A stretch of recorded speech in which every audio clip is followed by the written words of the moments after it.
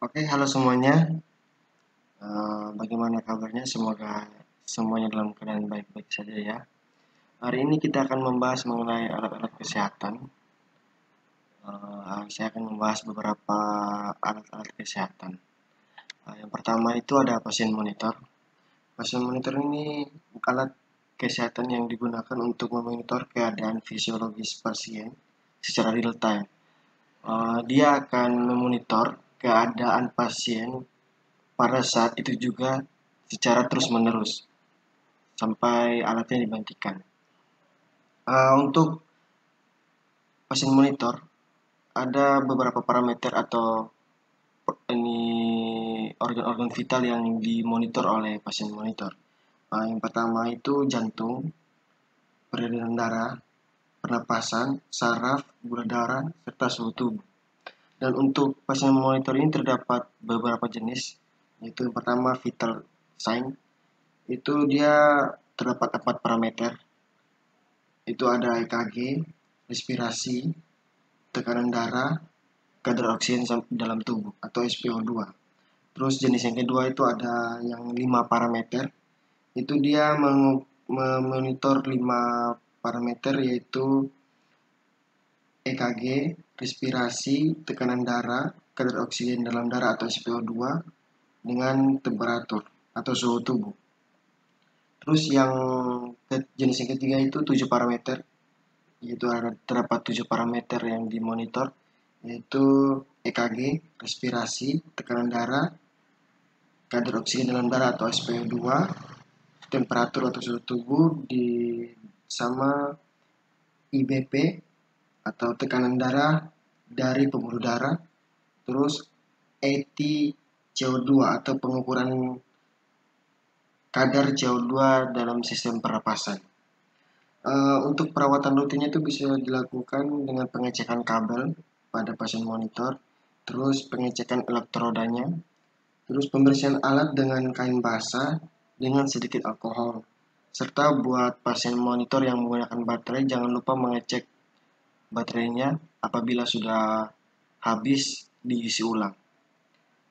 Terus yang kedua itu, maaf, uh, untuk pasien monitor ini biasanya terdapat pada ruang ICU, UGD, ruang operasi sama ruang rawat inap. Terus yang kedua itu ada infus pump. Infus pump ini berfungsi untuk mengontrol tetesan infus yang masuk ke tubuh pasien. Untuk pembersihan atau perawatan alatnya itu bisa dilakukan dengan pembersihan alat menggunakan kain basah serta dengan sedikit alkohol, serta pengecekan sensor alarmnya. Untuk itu mengecek sensor alarmnya seperti alarm uh, bahwa ada angin dalam selang infus, itu dicek apakah presisi atau tidak, apakah sensornya masih bekerja atau tidak, seperti itu misalnya. Terus untuk infus pump sendiri terdapat pada ruangan-ruangan ICU, rawat inap, UGD, IGD, seperti itu. Yang ketiga itu ada alat kesehatan CT scan.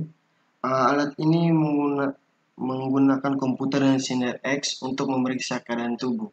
Biasanya itu untuk mendiagnosis suatu penyakit dalam tubuh manusia, misalnya penyakit pada tulang, organ-organ tubuh, seperti ada kanker otak bisa di-scan melalui ini ya, dan melihat ini posisi kanker itu. Nah, untuk gambar yang dihasilkan itu lebih detail daripada hasil ronsen ya. Untuk perawatan rutinnya itu bisa dilakukan pengecekan alat secara seluruh, termasuk komponen-komponen yang ada di alat tersebut. Apabila ada yang rusak ataupun salah ataupun kurang, mungkin bisa diganti ataupun diperbaiki. Serta pengecekan softwarenya. Untuk CT sendiri itu berada di ruang radiologi yang biasanya berada satu ruangan dengan ronsen. Terus yang berikutnya itu ada alat kesehatan fetal Doppler. Fetal Doppler ini alat yang digunakan untuk membantu bidan dalam menghitung detak jantung bayi. Fetal Doppler ini biasanya menghitung detak jantung bayi yang dalam kandungan, yaitu kandungan 16 minggu ke atas. Untuk perawatan rutinnya itu bisa dengan pembersihan gel pada prop dengan sedikit alkohol setelah digunakan, serta pengecekan suara pada fetal Doppler ini apakah suaranya jelas atau tidak. Terus pengecekan akurasi pada perhitungan fetal Doppler. Untuk fetal Doppler itu ada dua jenis ya, ada yang manual, ada yang otomatis. Nah, yang manual itu hanya mengeluarkan suara dan dapat masih dihitung dengan manual, tetapi ada juga fetal Doppler yang telah menghitung detak jantung secara otomatis dengan ditampilkan pada layar LCD-nya. Untuk fetal Doppler ini terdapat di ruangan pemeriksaan kandungan atau ruangan kerja bidan itu. Yang berikutnya itu ada syringe pump. Syringe pump ini digunakan untuk memberikan obat pada pasien dengan waktu dan dosis-dosis tertentu.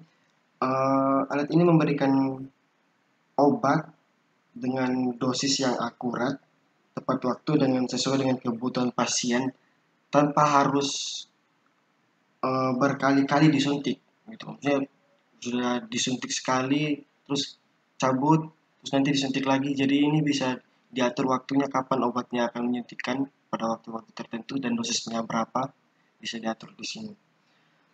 Untuk perawatan rutinnya itu bisa menggunakan pengecekan tidak ada kerusakan pada alat tersebut, terus pengecekan sensor alarm pada syringe pump apabila posisi input lihat alarm untuk posisi ini spoid, terus alarm bila terjadi ada gelombang udara pada spoid juga terus dicek. Terus untuk syringe pump yang menggunakan baterai, untuk pengecekan baterainya apabila sudah habis bisa diulang. Untuk pembahasan alat kesehatan cukup sampai di sini dulu. Terima kasih telah mendengarkan mengenai pembahasan alat-alat kesehatan. Masih banyak alat-alat kesehatan yang ada di dunia ini, serta perkembangannya juga cukup luas ke depannya, cukup cepat perkembangannya. Mungkin ada lagi alat kesehatan yang bisa sangat membantu dokter dalam mendiagnosis penyakit pasien, serta membantu perawat atau bidan, serta juga membantu pasien itu sendiri untuk cepat sembuh. Oke. Terima kasih untuk waktu yang diluangkan. Sampai jumpa.